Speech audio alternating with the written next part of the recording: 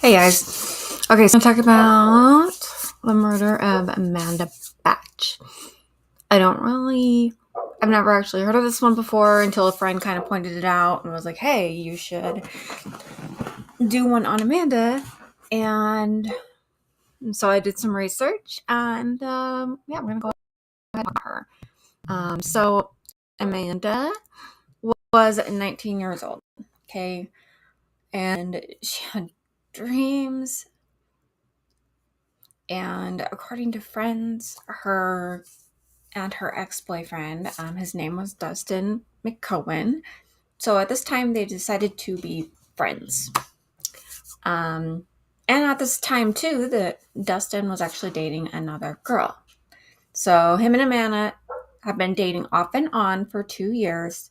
And at this particular time, they were just friends.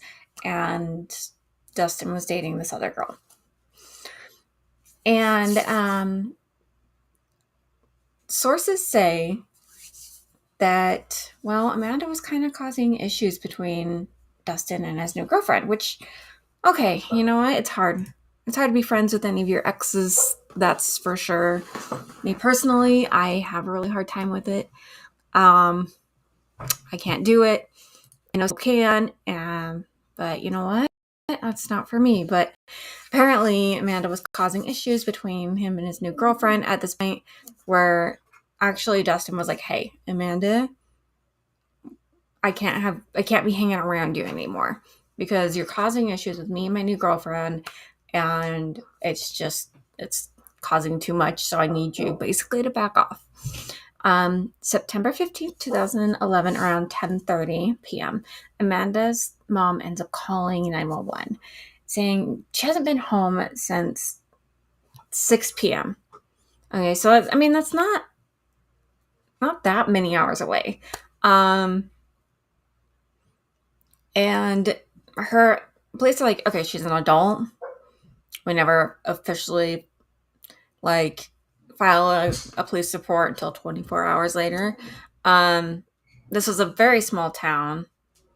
So even though, she said she hasn't been home since 6, right now is 10:31 p.m. She actually ended up bounding together the small neighbors and stuff, and she was persistent. This mom was like, we need to find her and find her now.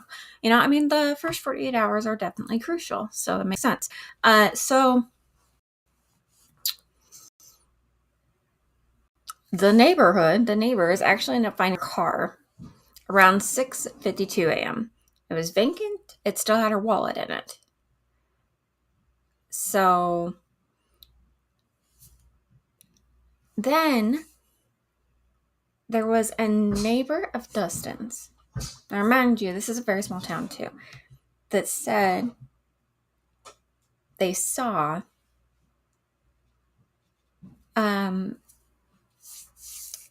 Dustin holding Amanda's body on the train track, screaming, "No, no, no, Amanda, please wake up."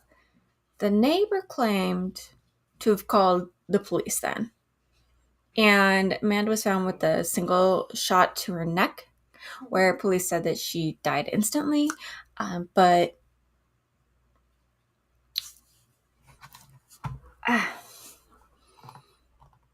this case to me is just...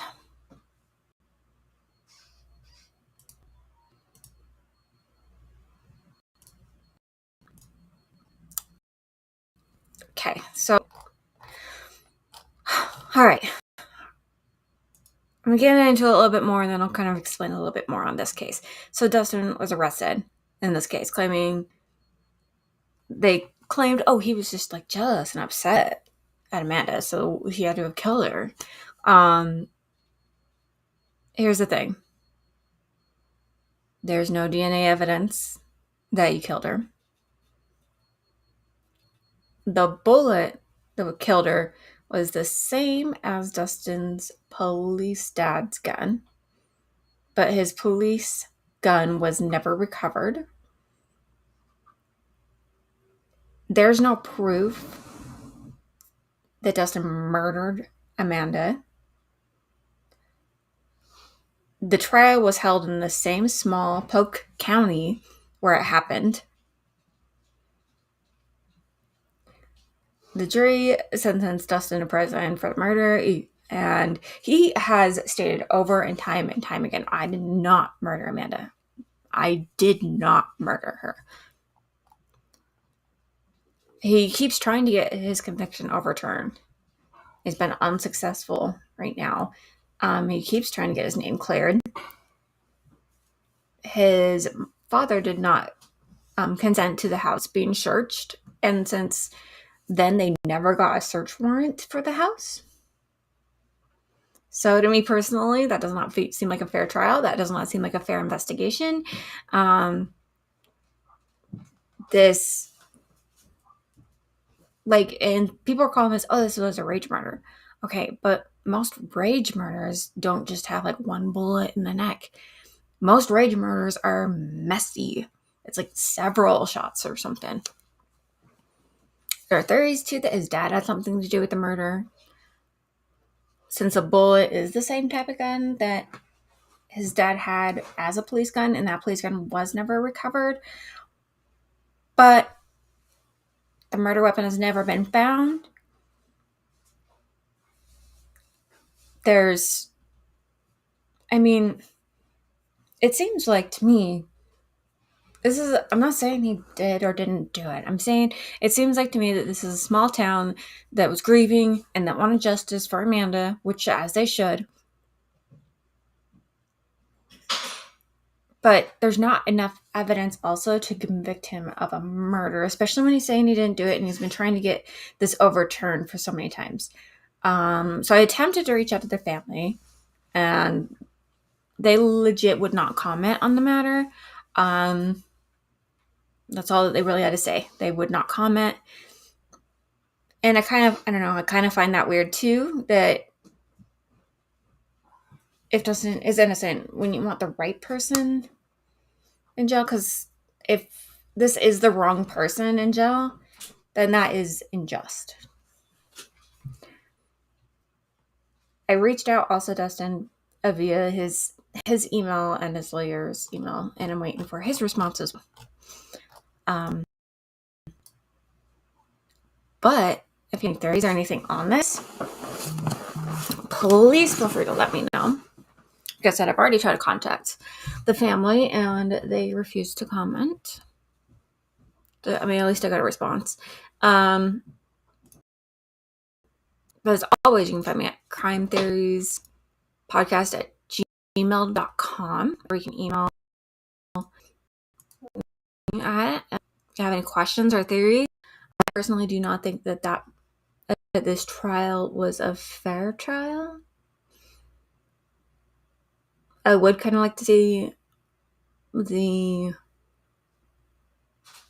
like trial videos and stuff. I haven't been able to get a hold of those, but I'll keep digging, see if I can. And yeah, that is the murder of Amanda Batch. All right, and here, and I've got a few things all ready to go. Let's talk about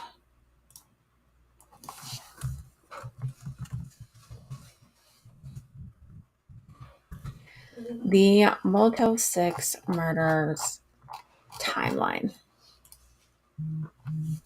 All right.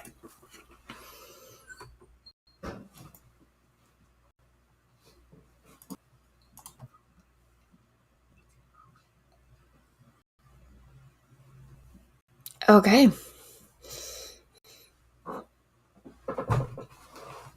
All right, so the Motel 6 shooting. So this happened on the early morning of Wednesday, December 14th, 2022, in Bay Street, Louisiana.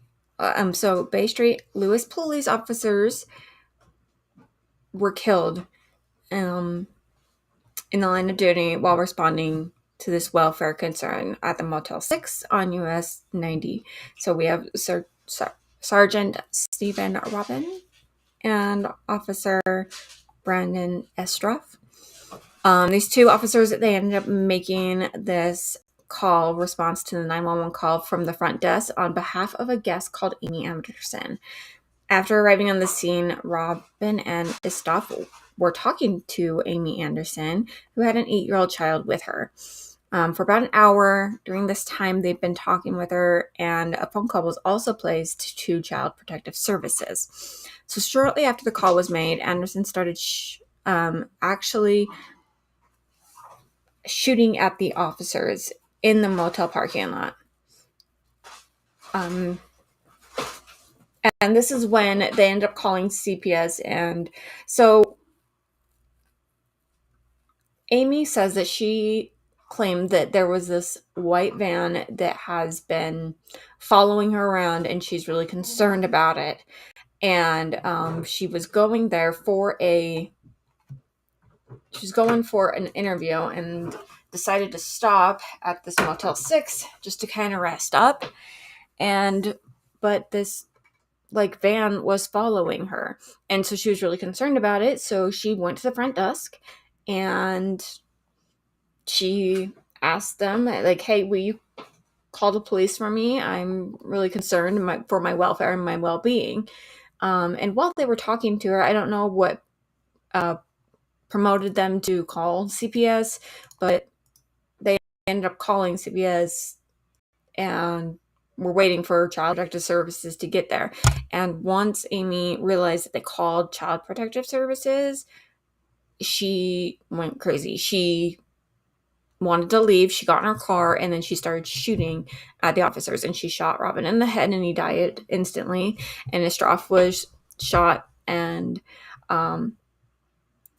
he actually made it to the hospital, where he ended up passing away later, and the child was not harmed at all.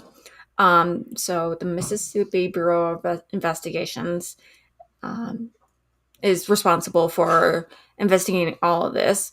And after she shot both of those officers, she ended up shooting herself. Meanwhile, her 8-year-old is in the backseat of the car. They also found rounds that were discharged from Miss Stoff's gun. They originally thought that was what caused Amy's death, was responsible for Amy's death, but in further investigation, they found out that, she actually killed herself.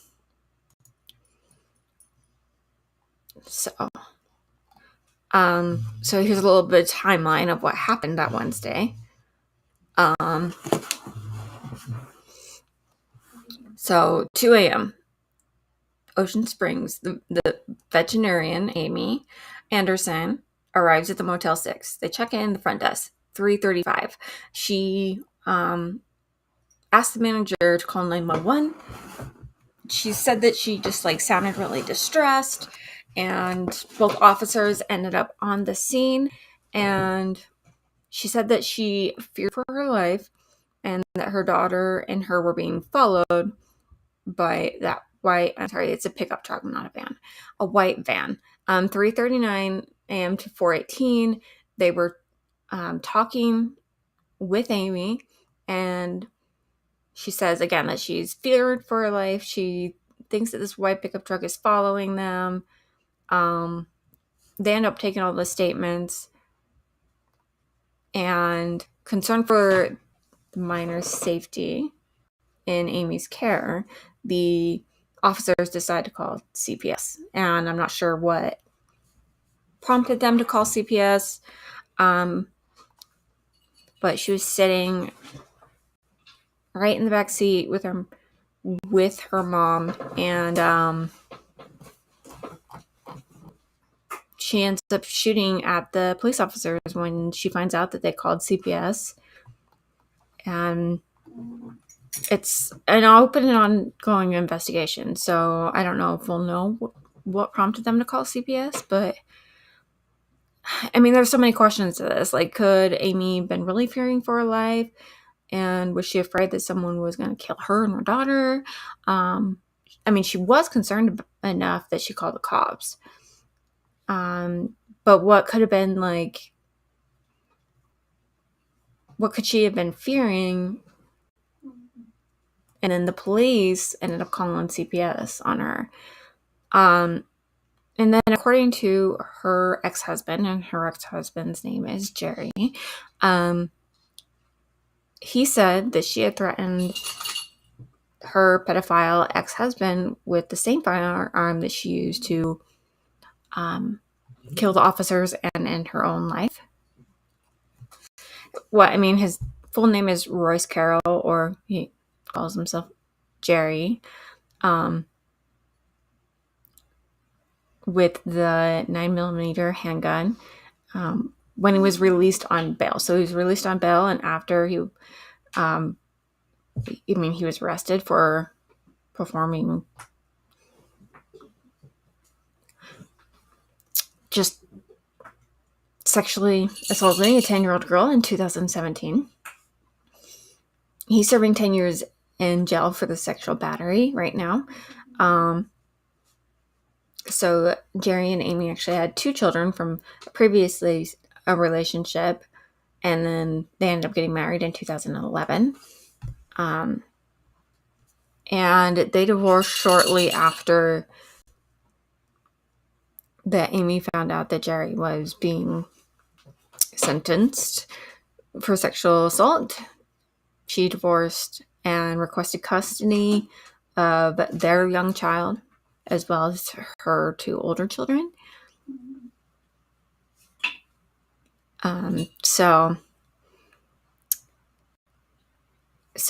And according to his own court hearing here, so Jerry claimed that Amy actually had stolen a lot of his possessions, including his truck, clothing, prescription glasses, also his gun, and she actually waved it at him when he tried to retrieve his RV when he was out on bail. So I don't know, it's kind of crazy. Kind of a crazy story here. So essentially, the gun that was used wasn't hers, it was his gun. And he's saying that while I was out on bail, she threatened to, use that on me when I was trying to retrieve some of my stuff. And then this whole crazy thing just happened. Hey, yeah, I see the chat.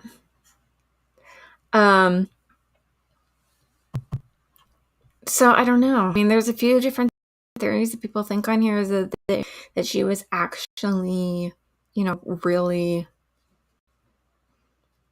being followed, and she really feared for her own safety. I don't know why CPS though would be any worse. I don't know. Maybe she thought, okay, because my ex-husband is a pedophile, that if you get involved with CPS, then I'm not going to see my daughter again, or I don't know if that's even going to make her safe at all. I don't know. Let me know what you guys think and your guys' theories on that, because that is very intriguing to me. It's kind of really interesting for sure. All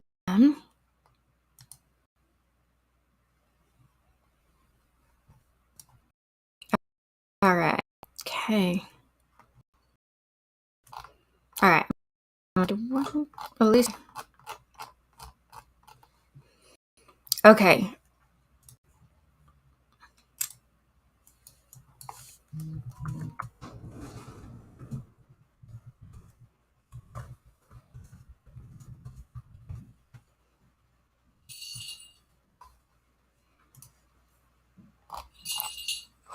All right. Okay, now we're going to talk about 8 teenage girls who end up stabbing one man to death. Okay. This one is absolutely insane. So we have 8 girls that all met online. I don't know if they've all hung out before or not, but apparently they've all met online. And the police think that in connection with this stabbing death of a 59-year-old Toronto man, they're calling it a swarming attack. The adolescent girls are all being charged with murder right now. So just after 12:15 a.m. on Sunday, police responded to an allegation of assault in downtown Toronto, discovering a male that had stab wounds all over him. According to police and Detective Sergeant Terry Brown, this individual was actually taken to the hospital, where then he ended up passing away later. And the victims' identities will not be made public, of course, because until they reach the next of kin has been reached. This man had been actually relocated to a nearby homeless shelter as of recently, so they need to reach his next of kin before they even announce who he was. So, and according to the detective, it said as the injury progressed, it became very clear on that the individuals involved were being described as 8 young female girls. According to him, police found the suspects near the scene of the attack and detained 3 13-year-olds, 3 14-year-olds, and 2 16-year-old girls, and accused them of second-degree murder. So all of these suspects are actually connected on social media. The same girls actually ended up getting in a fight earlier that evening, close to where the man's murder was. So the man that was murdered, I don't know if he overheard something or what, and the detective declined to provide any other further information. He did say that the girls were allegedly trying to steal a bottle of alcohol from this homeless man. So the suspects all got to know each other on social media. They all originated from several different locations throughout the city. They have no idea how they're connected or even why they chose to go downtown, or even how long they've been acquainted for. So people are calling them a gang, and he said, I wouldn't classify them as a gang. But they did take part in the swarming, according to Brown. He opted not to mention if the teenager recorded the assault. Like, he decided not to mention that. So he claimed that several weapons had been taken. So he would not specify what sort of weapons there were. All the girls, according to him, that are Canadian, the 3 of the suspects have history of running with the law before. So all of them have been involved with the law one way or another before. Okay.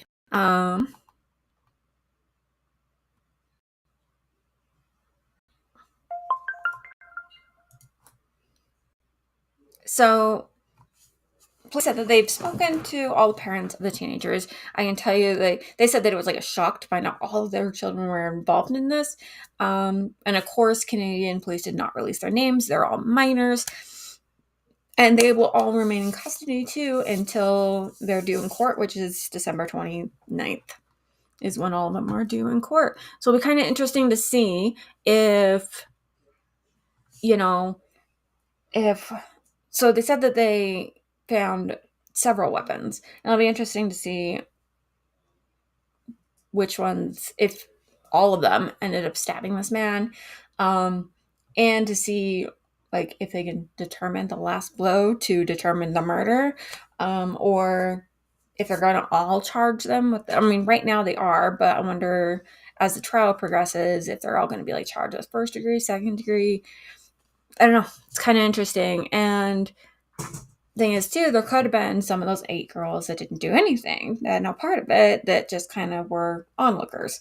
So I don't know. Let me know your thoughts and theories on that, because that one is also just freaking crazy.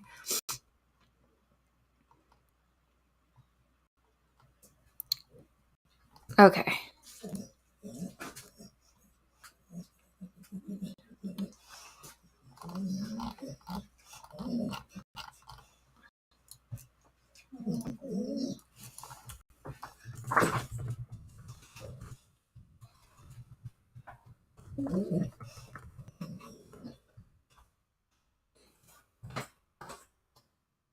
Okay. Okay, so this one is on a 14-year-old girl that attempts to kill her friend's stepdad. So a 14-year-old girl in Idaho, which, I mean, Idaho is having a lot of problems right now, but so she admitted to trying to kill her friend's stepdad with a friend. So this teen has pled guilty on Tuesday, where she is sentenced on. She'll be having her final sentence on February 23rd, 2023, where she could spend up to 25 years as in juvenile detention. When the incident happened, so both of the minors were 14, middle school students. Now they're both being charged as an adult. The 15-year-old has pled not guilty on 2 attempts of attempted murder related to the bullet wounds and stab wounds that subsidized in his stepfather's and his stepsister's. Was also age 11, and she has also pled not guilty as well. So it sounds like it is 14-year-old, a 15-year-old, and an 11-year-old. And 14-year-old's female, 15-year-old is male, and 11-year-old is female. Prosecutors claim that they planned on shooting the stepdad, which is named George Hamilton, when the stepdad informed them that they couldn't go visit the park. So then the family's firearms were actually taken by youth. And it sounds like there might have been more than one gun. I'm not exactly sure, though. So according to the prosecution, so the 15-year-old actually ended up shooting the stepdad. And then the stepdad once more and shot him again before turning the gun on his stepsister. Oh, so he shot his stepsister. Okay. She was pursued to have been shot twice in the leg. During a preliminary hearing in June, says that she agreed. So the 11-year-old agreed to. What? Oh, Dad. She was pursued and shot twice in the leg. Yep. Okay, so while she was being pursued. Okay. Sorry, this is my first time actually reading this one.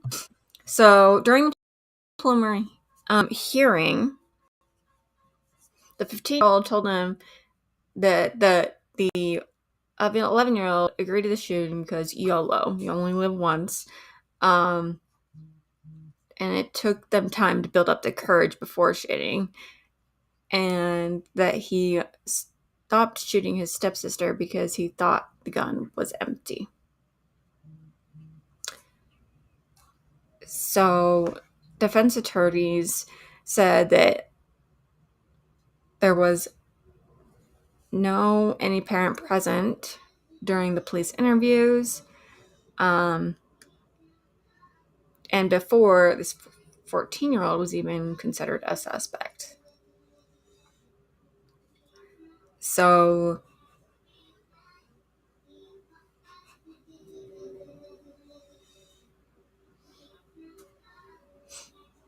she can serve into juvenile detention until she's actually 21.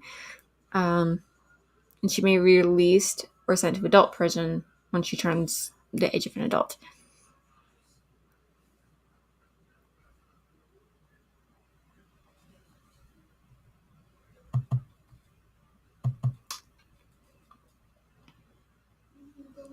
Okay. Sorry, I was reading this one for the first time. So it seems like, okay, a 14-year-old and 15-year-old were friends.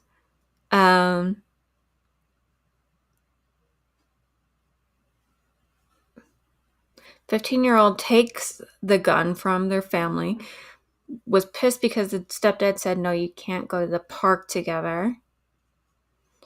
And the 11-year-old tags along. And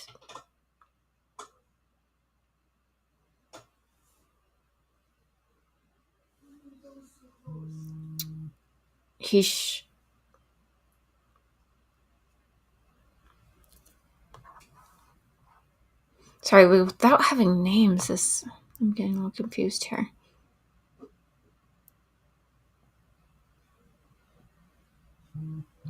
Okay, so the pair took time to build up the courage before shooting. Okay. So she shot his stepdad, and he shot his stepsister because he claimed he thought the gun was empty. But he just shot her in the leg, and she shot him closer to the chest area.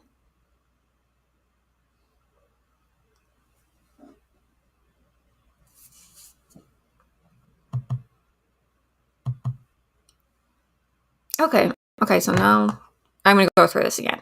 So a 14-year-old attempted to kill her friend's stepdad with her friend, according to the prosecution here. So when this incident happened, so it happened in February, so we had a 14-year-old female and a 15-year-old male. So the female has said that she's entered a guilty plea. Female has entered a not guilty plea of 2 counts of murder, resigning the bullet wound stains of his stepsister and his stepfather. Prosecutors claim that the 2, 14-year-old and 15-year-old, planned on shooting their stepfather after the stepfather had informed them that they couldn't go visit the park. So the family's stepfather's firearm was taken by use. So it says by both of them, according to the prosecution. So, and then the 15-year-old shot the stepdad before giving it to the 14-year-old, which then shot the stepdad 3 more times, and then gave it back to the 15-year-old, where the 15-year-old ended up shooting his stepsister twice in the leg, and he claims that he said he thought that it was empty. And the whole reason why they agreed to do it is because you only live once. So, okay, well, that's some mess and a half, isn't it? And now she might be spending her life in jail until she's 21 on attempts of attempted murder because they couldn't go to the park. And he claimed he's not guilty. So I don't know. It looks like this hearing is sent for February 23rd. And I guess we'll find out more about it then. Kind of crazy.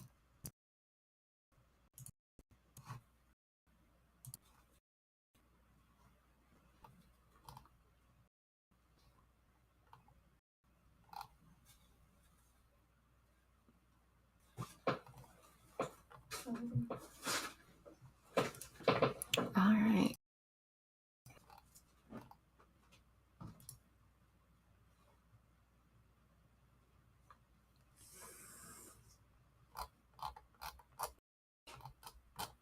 Okay, guys. Well, if you enjoyed that, please feel free to let me know if you would like any. And if you have any suggestions, I'm always open for them. You can find us at crimetheoriespodcast@gmail.com. You can send them in there, our website, crimetheoriespodcast.com. And of course, we have our Patreon where you guys get exclusive merch and then just help us out as well and help support our show. You can always find us on any socials as well at Crime Theories, sometimes Crime Theories Pod. And as always, just keep fucking